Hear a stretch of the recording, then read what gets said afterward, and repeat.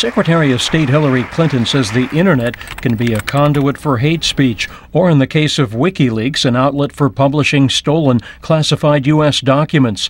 But the secretary made clear the United States places itself on the side of openness and said while internet freedom, like all freedoms, raises tensions, the benefits are worth it.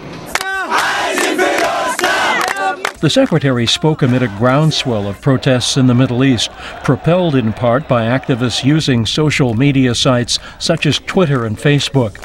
Affected countries have tried to stifle dissent by shutting down websites or halting internet service. But Clinton said countries that clamp down on bloggers, opposition websites, and news outlets do so at their own risk. We believe that governments who have erected barriers to internet freedom, whether they're technical filters or censorship regimes or attacks on those who exercise their rights to expression and assembly online, will eventually find themselves boxed in. They will face a dictator's dilemma and will have to choose between letting the walls fall or paying the price to keep them standing. Clinton said freedom of thought and the rule of law fuel innovation, and countries that curtail internet freedom place limits on their economic future. The secretary has spent much time since late November in overseas diplomacy aimed at repairing damage to U.S. relationships caused by the release of thousands of State Department documents by the activist website WikiLeaks. She says a balance must be struck between the need for confidentiality in diplomacy and transparency. The scale should and will always be tipped in favor of openness, but tipping the scale over completely serves no one's interests.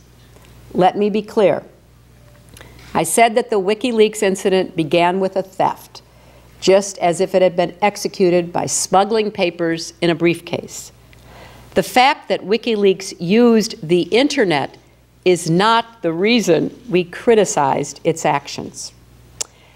WikiLeaks does not challenge our commitment to internet freedom. Clinton said the Obama administration supports technical experts and activists looking into various ways to get around government curbs on the internet, but she said there is no one fix for fighting internet restrictions. We support multiple tools, so if repressive governments figure out how to target one, others are available. And we invest in the cutting edge because we know that repressive governments are constantly innovating their methods of oppression, and we intend to stay ahead of them. The secretary says the State Department is committed to expanding direct internet conversation with people around the world, and the State Department Twitter feeds, which began last week in Arabic and Farsi, will soon include Chinese, Russian, and Hindi.